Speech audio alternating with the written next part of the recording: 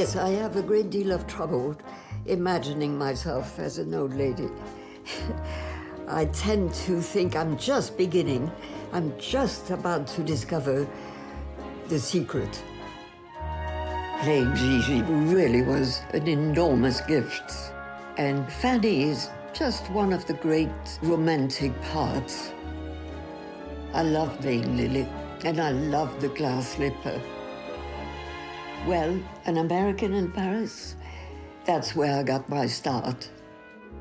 Just imagine the thrill of working with Cary Grant, the great Henry Fonda, and Orson Welles. And I got to dance with Gene Kelly and Fred Astaire, the two greatest dancers in the world. That was such a perfect situation. The whole world wants to be a movie star in Hollywood, and I did not.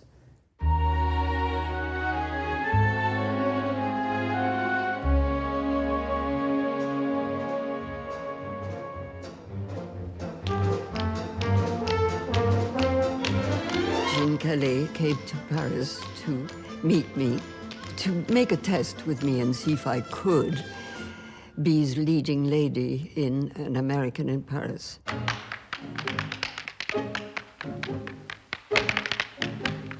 I said, jazz. I don't know jazz. I don't dance jazz. Just to be polite, I said, okay, I'll do the test. You know, polite. And so we did the test, and I promptly forgot about it and thought, all nonsense. Then 2 weeks later, there was this phone call. You've been hired to do An American in Paris. You're leaving in 3 days for Hollywood, and a contract of a 7-year contract. Huh? But that's not what I'd planned.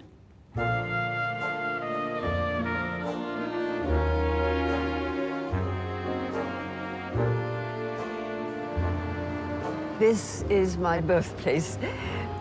My grandparents built this house. You see these very tall windows there. That is the living room, which is on 2 floors. And coming down was a staircase with a fish tank going all the way down. Something, you know, magic, something so exotic for a child. Oh, we had such wonderful wars there. Indians and Americans and Tarzan, and it was magic, it was wonderful. And I played with all the boys. I was dreaming that one of them would get wounded and I would take care of him. I was the nurse, you know, all that sort of thing. And when the war started, I thought, what's the big fuss? Wonderful, I can wear a nurse's uniform and take care of the soldiers.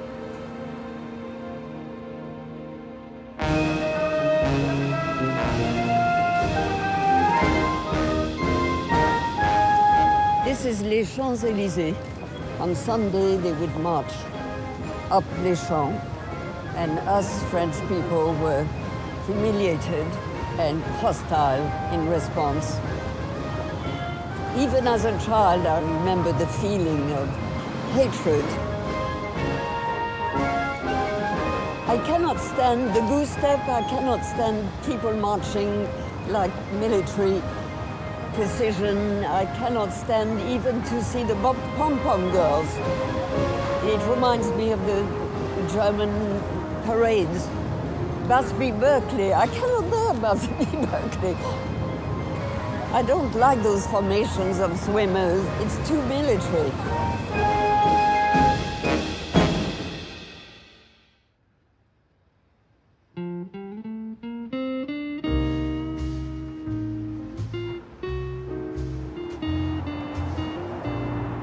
Yes, this is where we lived during the war. Est-ce que vous êtes bien avec la concierge? Mezzo mezzo. Mais enfin, bon, elle est intéressante. Elle est un peu remontée, elle ne veut pas nous laisser filmer, là. Ah, ben attendez, j'y vais. Bon. Mais non, mais elle voudrait filmer. Elle a dit ici. Pourquoi? Alors, je téléphone à 5 minutes. Alors, When the Germans were occupying Paris, it was easier to enter into the building than it is now. On va voir le bûcher là. Merci. Ils sont là, quoi, mais je vais trouver la police. Je vais trouver la police.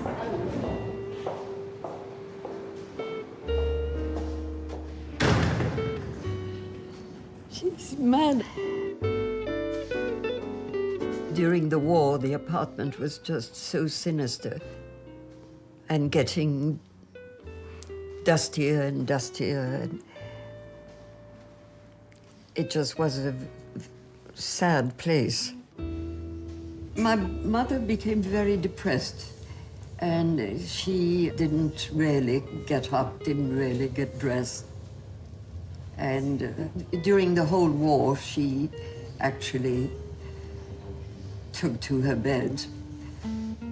I was not to expect tenderness, motherly behavior. She never took me to school, never took my hand to cross a road, never.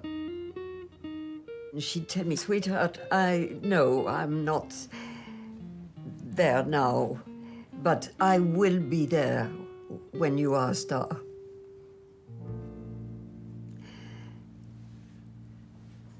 Which is a very odd thing to say to a little girl. So I understood there was only one thing for me to do if I wanted my mother to be around, it's to become a star.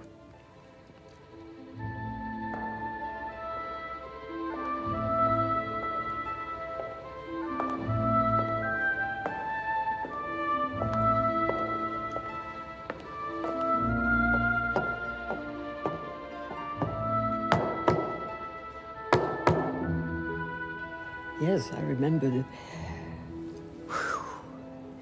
the feeling of space and ownership. You were on the stage and it was just fabulous. You could hear them think, you could hear them look at you. It was all those brains concentrated on you. It was something that you never forget. 16, imagine. 16 and being thrown into this circus. Well, I found myself very comfortable. It was warm, all those human beings there, staring at you. Sometimes you could see diamonds, jewels, glittering. It was lovely.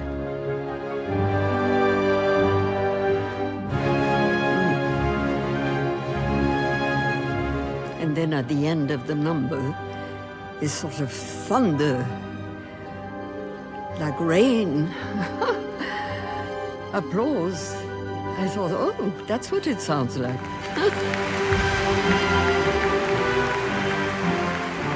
I announced to the family that I wanted to become a professional ballet dancer. And I heard my grandfather whisper, Margaret, do you want your daughter to be a whore? Voulez-vous que votre fille soit une putain? Very, very strong words, and I heard them. I don't think he meant for me to hear it, but I heard it, and it had an enormous weight on my shoulders throughout my career. I felt that I was in a very inferior profession and doing something very despicable, and I was, quite ashamed of what I was. The second season, I guess, I was something like 17. I was given a solo ballet. We were doing Oedipus and the Sphinx, and guess who was the Sphinx? The fact that I was given that part, this incredible luck, I mean, of all dancers in the world. And that is the night Jean Calais was in the audience, and I was chosen to do An American in Paris.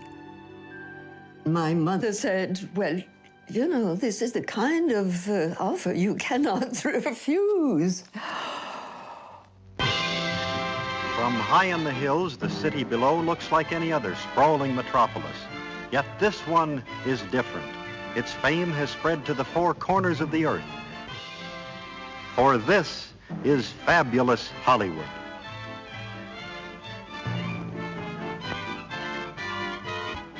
Of course I was starstruck. Of course I was. I can't tell you what's an effect when I met Vivian Lee, Cary Grant, Marlon Brando, Elizabeth Taylor, Ethel Barrymore. Ethel Barrymore. Esther Williams, yes. Esther was rough. Swore like a trooper. Naturally, Judy Garland, my favorite. Judy was real sweet. She hugged me, kissed me, and said, "Good luck, honey."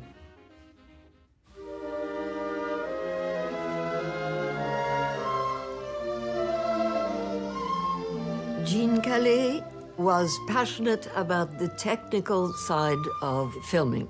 He loved the camera, he loved the gadgets, he loved the lenses, he loved all the things you can make a camera do. He had this mathematical technician's passion.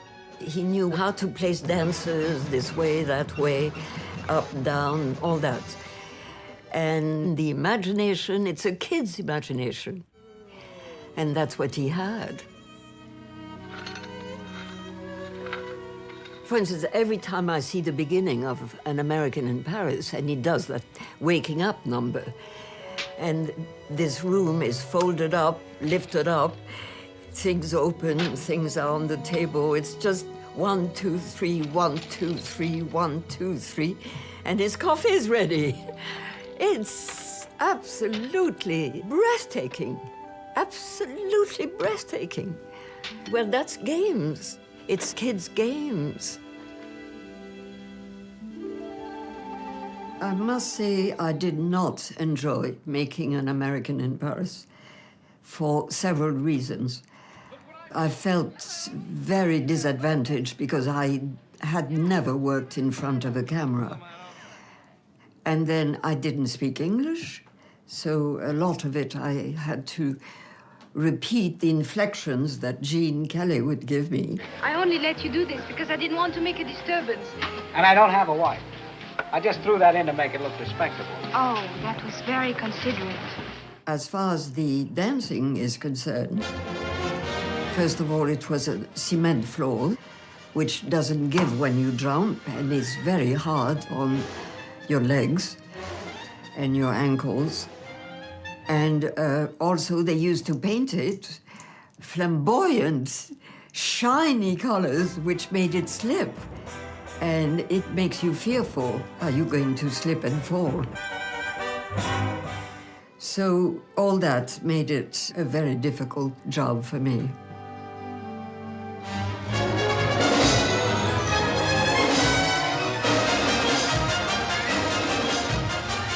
Everyone was invited to come to a showing outside of LA. There I was with everybody else, the first time seeing myself on the screen. And I felt absolutely awful, sick. And Gene said, "How do you feel?" And I said, "Oh, Gene, I've got the flu, I think. I feel really terrible." And he said, "No, honey. You don't have the flu. You've just seen yourself on the screen for the first time."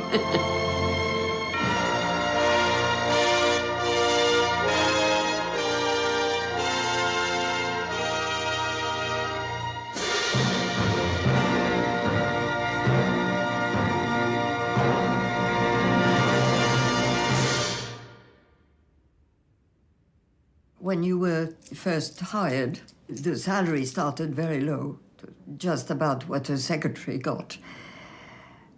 It seemed a lot to me because it certainly was more than I got in the ballet.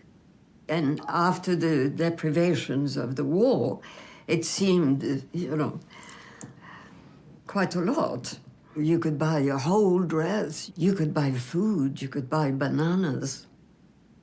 Also, I did give ballet lessons I don't think many stars do that nowadays. Have to give ballet lessons to keep going in between films.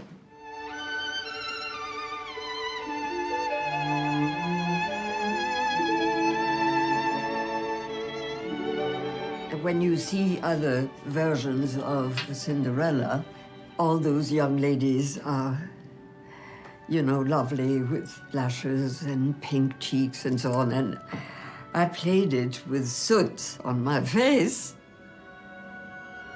I cut my hair in ways that the studio didn't approve, but I just wanted to look scruffy and rebellious. Well, I took every part very seriously. And to me, Ella is a rebel, is a little rebel. She is angry. I'm not ugly. You're ugly. You smell of button. You have a big fat popo. And you have a voice like a pig. The film that inspired me and was an influence on me during that film is On the Waterfront with Marlon Brando. You're a cheap, lousy, dirty, stinking mug! I must have seen it about 20 times. So I played this little rebel, I thought, as Marlon Brando would play her. No, that's just why I'm running away. I can't bear to live here. You don't understand. I could have had class. I could have been a contender. He would have laughed. I never told him. I did one after the other. I finished The Glass Slipper on a Saturday and started on Daddy Longlegs on the Monday.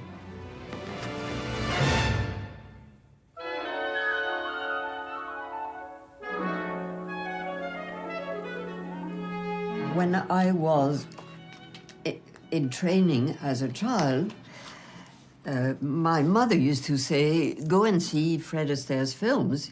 He's the best there is for timing.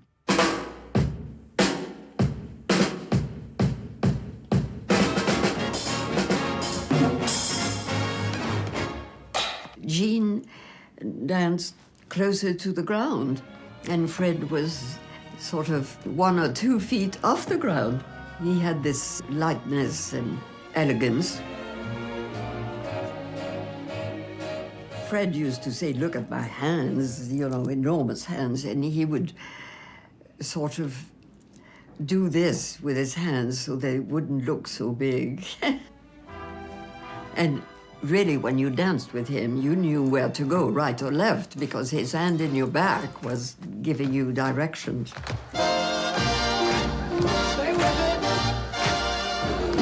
Yeah.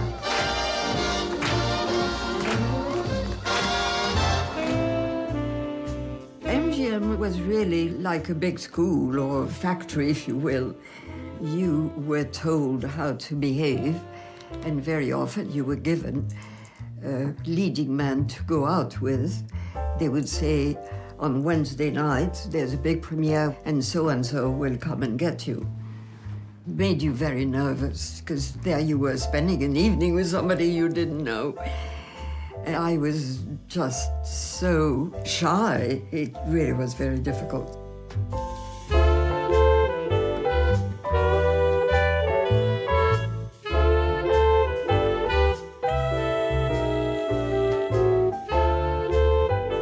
It was the period when the newspapers needed glamour shots. So everybody was made to do that. You were put on a bicycle, they would rent a boat, you were on a yacht, you know, in a bathing suit. All those things were completely made up. Yes, we were told to always pull one shoulder back and lift your chin. And when you sat, you know, all that sort of thing. We all did that. Whether we were good or bad actresses, everybody had to play that game. And, of course, the legs. You had to show your legs. And losing one shoe was... you would be on a chair and one shoe was off. I mean, There was a lot of this soft porn element. And finally I found it really humiliating, and I said I wouldn't do it anymore.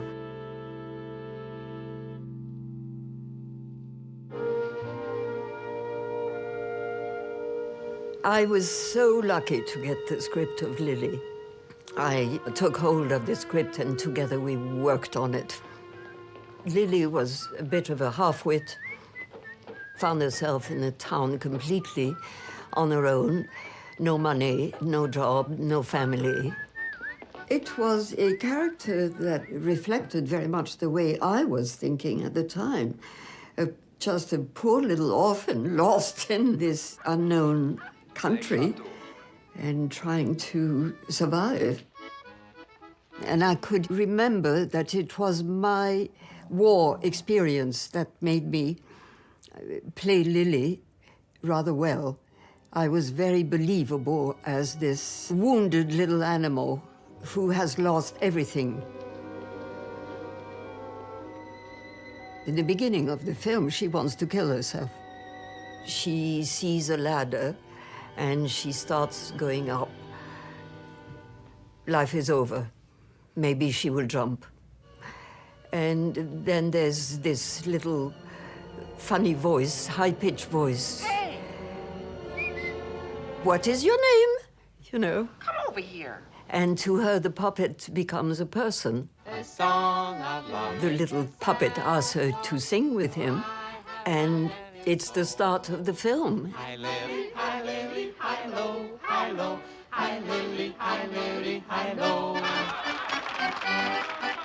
Lily, to me, was going absolutely wonderfully well. I didn't realize that I was the laughing stock of the studio because I was very unglamorous. And so Arthur Freed, the great producer, came to see me on the set.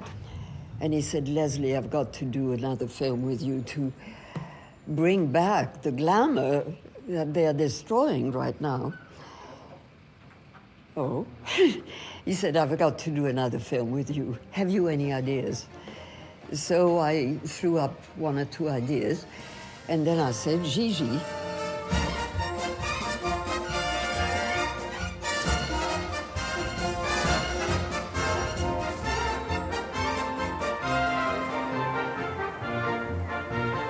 So here we are in the Bois de Boulogne. This is the first scene in the film and the first scene we filmed. Thank heaven for little girls. 4 little girls get bigger every day. Thank heaven. Thank heaven for little girls. They grow up every day in the most delightful way. It was a long, very difficult day with all the carriages, all the costumes, the hats, the makeup people, the crew. It was a very, very big thing to shoot. Difficult, but great fun. This was the first time a big producer in Hollywood decided to do a musical in the real locations. And the problems were enormous. The sound, airplanes going over. I don't understand the Parisians thinking love so miraculous and grand. There were lots of cars and there were television antennas. I don't understand the Parisians. But the result is you cannot match the beautiful sets that are throughout Paris.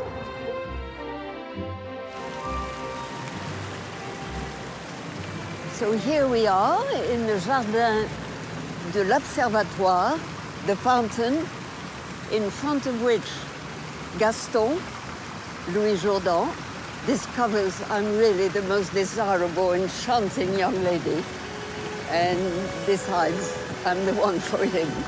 Oh, no, I was mad not to have seen the change in you. Maxims, the Maxims of Paris. Absolutely magic, historic place. We had about 150 extras, all the tables crowded with all those beautiful women with enormous hats, and all the crew, electricians, soundmen, and so on. It was so crowded. The tempers were very short, especially Vincent Minnelli, the director, was extremely worried about the quality. He wanted everybody to be animated.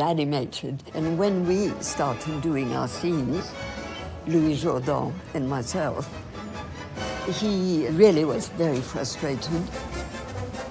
And the head waiter was taking us to our place once, twice. We did the scene about 4 times. And finally, Vincent Minnelli exploded and said, "Can't somebody teach that man to hold the menu?" Silence. And then somebody, the first assistant, came and said, "Mr. Minnelli, this is the real head waiter."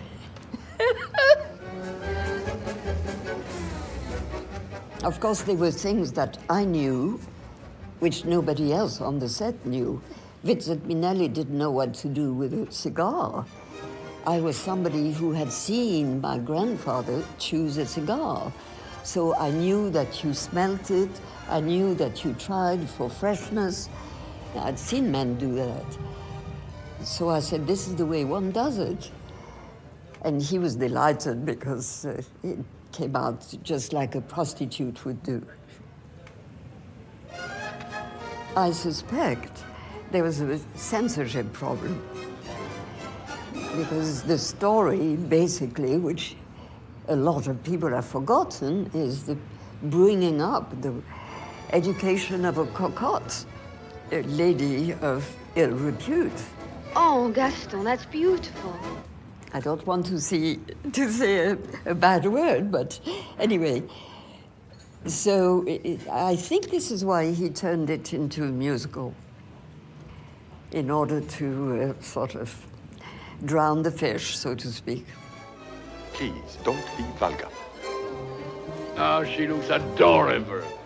So fresh, so eager, so young. It's true that mothers took their daughters to see the film without realizing that, in fact, she was being educated to.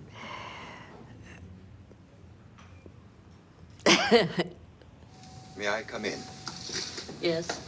She lives in this calculating, sordid background where you have to obtain things from men.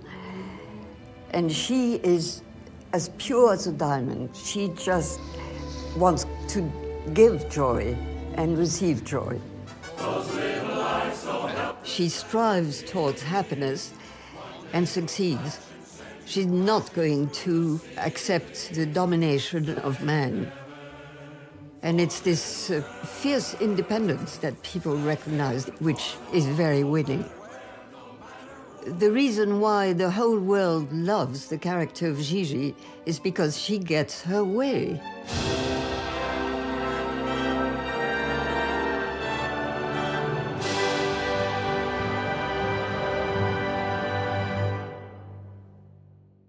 There came a time when I felt if I stay in Hollywood, I'm going to shrivel, I'm going to not grow anymore. Women were kept in a very inferior position, better to be brainless, better to never discuss anything. I wanted to see far more of the world than was available in Hollywood. At that time, I met Peter Hall and was so definitely in love with him and impressed by his theater, by his work, and by the movement of theater that happened in England at that time. I wanted very badly to be part of that, so I broke my contract and moved to England. Peter, you're a director married to a star. How many times have you directed your wife in her work? Only once, actually. Leslie came to London to star in the stage production of Gigi. And we met then and then subsequently married. Leslie, does this mean that you finally put roots down here in London? My roots are wherever my husband and children are, really. I do remember, before we were married, one conversation in the car where he said to me with great surprise, "But why do you want to keep on working?"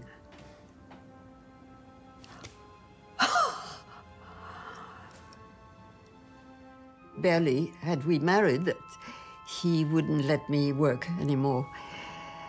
And to me, it was like cutting my arms and legs.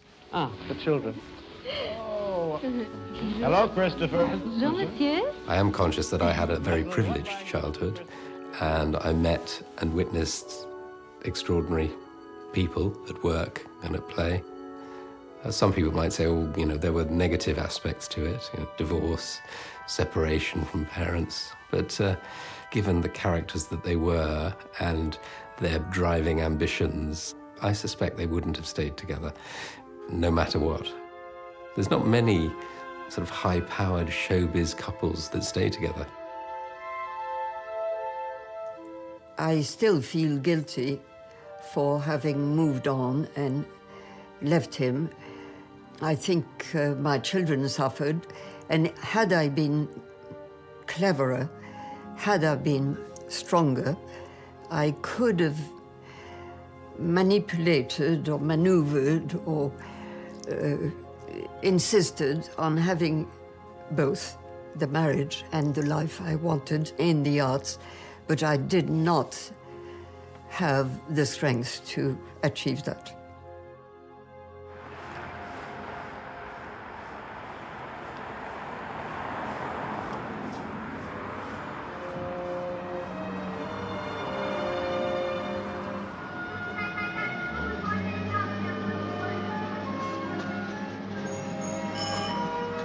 The Airship Room was an enormous film for me. It was the novel of the year and the project of the year, British cinema. And of course, the part was written for an English girl. And the producer offered it to me. Listen, what's an accent? What accent have you got? French, I suppose. Are you French, are you? Yes. It's odd, but French people often do talk with a French accent. It was a heavy film to do. Lots of dramatic scenes, lots of scenes with a dark mood. That was the first time I was doing that. So I asked Brian Forbes, the director, and I said, "Brian, I rely on you to wipe the Hollywood smile off my face." I'm pregnant. It's all right. Don't be so worried. I'm not going to make a scene. I had had at least my son, and I was able to put in a lot of realistic details about giving birth, which nobody had ever done on film. At that time, film was very discreet about delivery, about pregnancy and delivery. And you saw a tiny little bulge, and maybe the dress was a bit fuller here. I remember in Seven Brides for Seven Brothers, you see Jane Powell. Because I'm going to have a baby. She says, "I'm pregnant," and the waist is just as slim and lovely as ever, and that's the way it was done. But when we were shooting, I came dawdling in. One of the top gossip columnists of Hollywood had come in. What's wrong? And I heard her go, "Oh!" When she saw this, I was really very realistic. She thought, "This is so shocking, a Hollywood star." That worried me, of course, but I took the chance and thought, this is what one must do. He's a girl. He's a girl.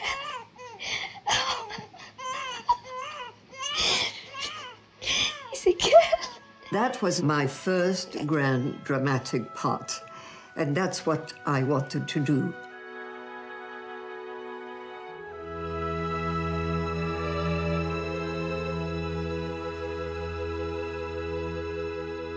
that's Leslie Caron. Ain't she a peach? And there's Warren Beatty. She drives him crazy in this picture. What's the name of it, anyway? Promise or anything. We really must accommodate the fact that a woman needs a lover. True, very psychological. Warren was a delightful companion for 2 years. But throughout our relationship, I felt a great sense of danger. I'm somebody rather staid. I don't like the wildlife. I don't like excessive fame and excessive public life, whereas he absolutely reveled in those circumstances. I was out of breath throughout. Those were the days when I didn't have the children. They had to go to their fathers, so I felt desperate, quite desperate. I couldn't see them, play with them, be with them, yeah. And so I would give a party to fill in the gap.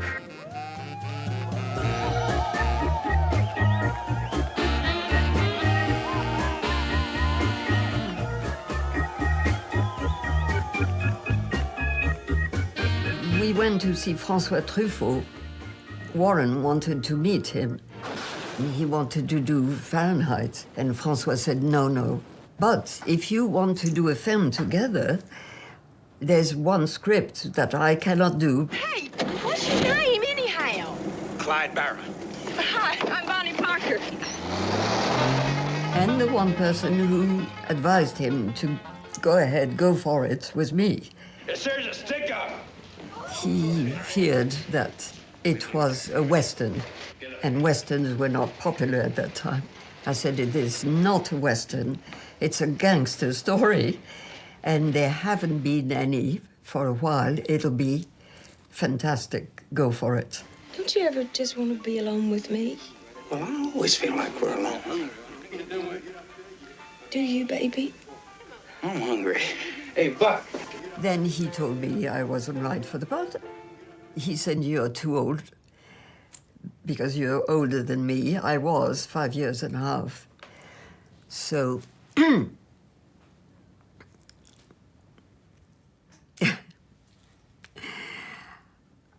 it was quite a shock to begin with, but I think he was right.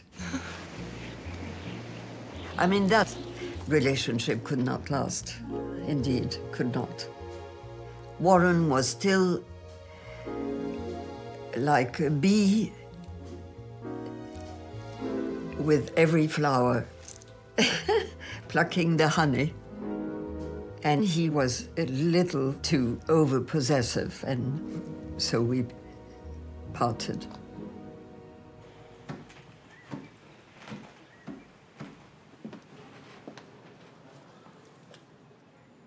My brother called me to say that our mother had died.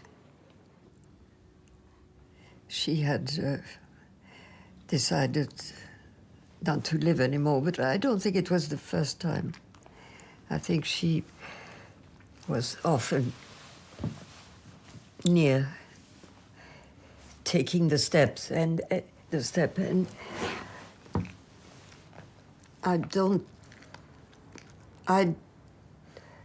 I think it was a spur of the moment thing. She just, this minute she couldn't live. So this minute she wanted to end it. Living with a depressed mother who eventually killed herself makes it very difficult to be strong. I think I have been depressed for many, many, many, many years. You sort of feel there's a curse on you, a malignant curse, and you are going to follow the same pattern. And at the age of 67, I was taking the same route. Yeah, she's tough on herself about, her experiences with alcohol, with prescription drugs and things like that. But, heroic in combating that and overcoming that. She is an addictive personality. And perhaps another aspect of the work is that it's an addiction. I played the mother in Louis Malle's Damage. And I played the most deadly aspect of my mother in that part. I'm sure Anna's told you. Told us? About the brother she had. Mother. I had this sort of shadow of the dark side of my mother. Do you think it isn't bad enough? Do you think I constantly need to be reminded? Oh, I'm sorry, I'm sure. Perhaps this is why we shouldn't meet. Yes, I spent all my life repairing what my mother didn't get the chance to do right. My mother wanted to write, so I wrote. She wanted to be a dancer. I became a dancer. She wanted to be a star. I became a star. She wanted to be world famous, so I became world famous. And when it was too hard, at that moment, I had to make the decision. Do you want to let yourself go and die or survive? And I made the words came in my mind, I will survive.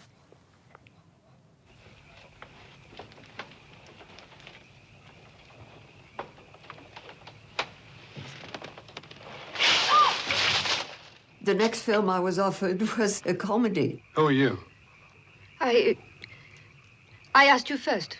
Well, you know, the greater the actor, the star, the more fun and the easier it is. It really was just a piece of cake working with Cary Grant. If you're waiting for the big finale, I'm sorry, this is all I do. He had such a twinkle in his eye. He was so wicked. Ooh, isn't it getting hot in here? Isn't it getting hot in here? No, you mustn't move around now. Come on, just... Oh.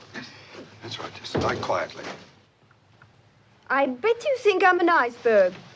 You can see that if you were going through this with him, you would have a tough time not laughing. We've lived in 11 countries. I can speak 7 languages.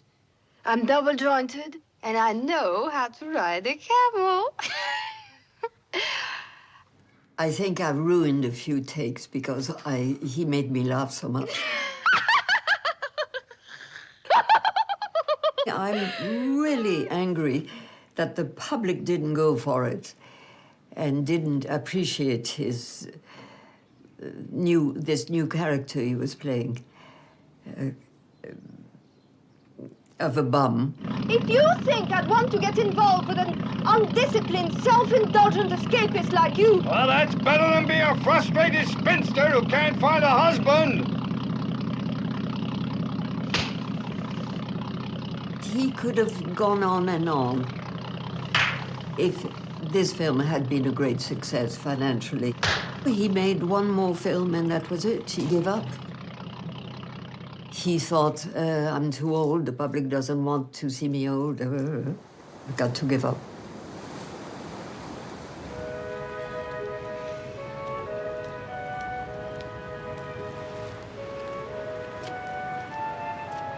I decided 40 years ago I was French. I wanted to be French again. I wanted to be part of the French cinema, theater. So I came back to France. François Truffaut gave me a lovely part in his film. Bertrand, vous ne m'avez pas vu dans l'entrée? But there was no follow-up for some reason. He thought I was good in it, but the profession didn't open up to me. Vous étiez tendre avec moi. Oui, toi aussi, tu étais tendre avec moi. Seulement voilà, je n'ai plus le droit de vous toucher. Truffaut said, I wish I had listened to him. He said, you can never get back. You can never come back.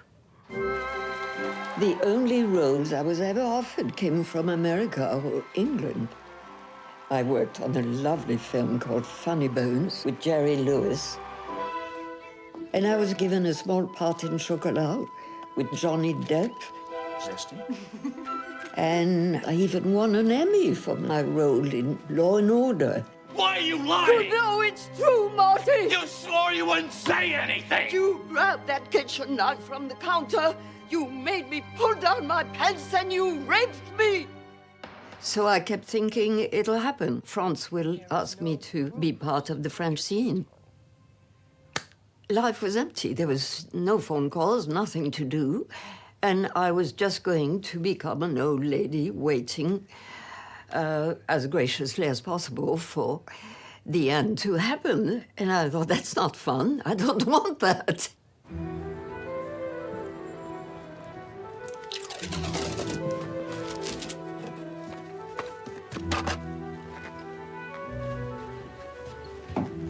I came to France in order to work with my country, for my country, but they wanted none of me. I should have left a long time ago. It took me about 2 years to decide because I was really embedded here. You know, all the paintings and the furniture and the books. Now I'm quite near the moment, and I'm strangely elated. I decided there's only one thing to do. I've got to get my ass out of this sofa and go.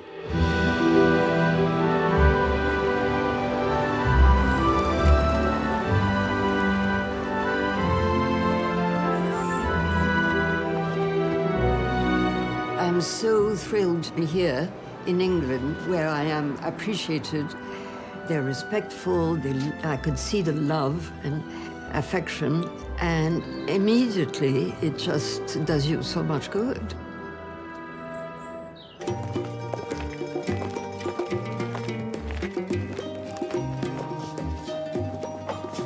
Hello. We're here to see the Countess. Well, the minute I said I'm going back to England, I was offered this part. We all reckoned the role of the Countess needed someone spectacular and special. And the casting directors turned to me and said, would you mind if we suggested your mother? And I said, well, no. I mean, she's always saying she wants to work in British TV, and why won't I find her a part? And here we have the part of an exotic European aristocrat. Maybe this'll work. Very still and quiet, please. And action. Your principal function will be to read to me, as my eyes tie easily. No, mine are the same. Well, I hope not. No, sorry. I was just trying to agree with you. I grew up watching Leslie's films, and An American in Paris was one of my favourite films when I was younger. And when I found out Leslie was playing the Countess, I was literally just like, oh my God. So I am delighted to have you here as my companion. Cut. Lovely. Very good. One more straight away. Lovely. You'll notice that next to the Countess is a very familiar dog. And when my mother was cast, my mother asked if it would be all right to bring Gigi along. Clearly, our scriptwriter fell in love with him because in the next draft of the script, the Countess suddenly had another companion. Like you, I'm a widow, and, well, I'm struggling. I wondered if you might have a spare frock for me. I'm sure we can find something. I tell you what.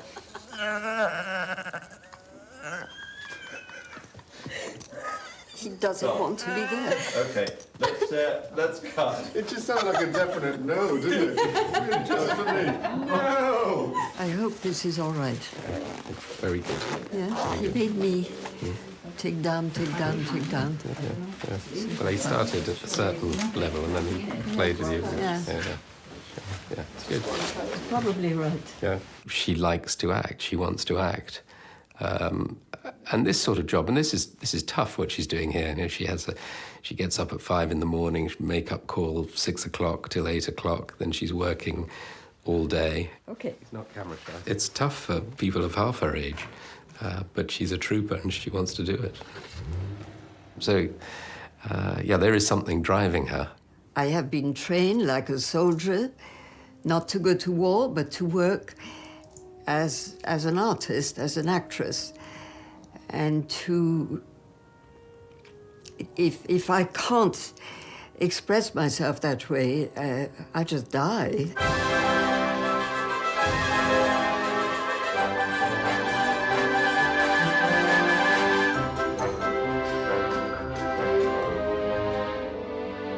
There's a poignant line in your memoir. The best years of my life are over. No. You disagree with yourself now? Yes. You would like to argue with the author of your memoir? Yeah. If I wrote that, You did? Yeah, it's not true. Hand me that book. I've circled it. The best part of my life is over. Now is the time to reflect. Okay, and I reflect that it's not over. I looked for joy. There were some dark moments in my life, of course, but I kept trying to find the solution, the light at the end of the black hole. That's the aim, that's what you have to do, is to try. Keep trying, keep trying. And it's never too late. I'm having very good times now. I find life absolutely wonderful. And I'm really so grateful for all the good things that have happened and that keep happening. Surprise, surprise.